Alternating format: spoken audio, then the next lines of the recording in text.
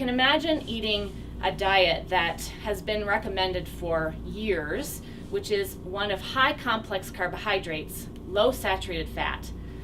If I'm doing that at every meal, the scenario I mentioned, having cereal and toast and orange juice full of carbs, raises my blood sugar and insulin. Insulin stays high for hours after that meal. So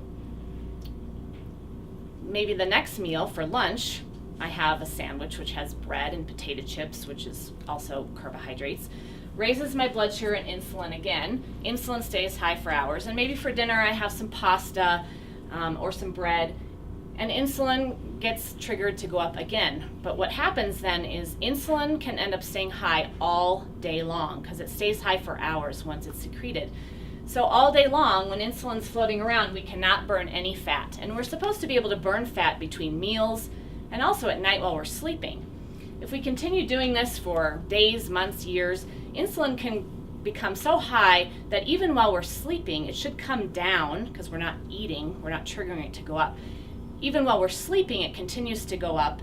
And at night especially, we should be able to sleep and burn fat.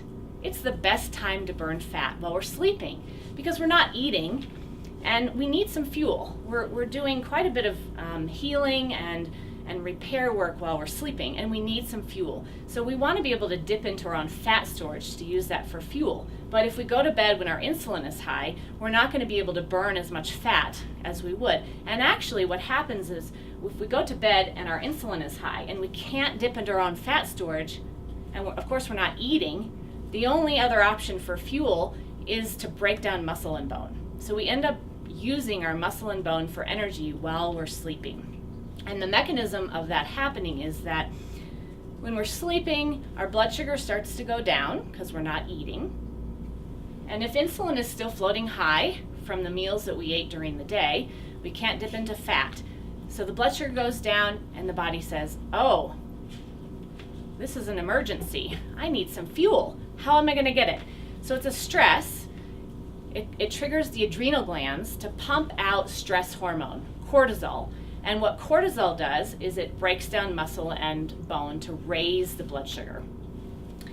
But that's not so great for sleeping, having cortisol floating around.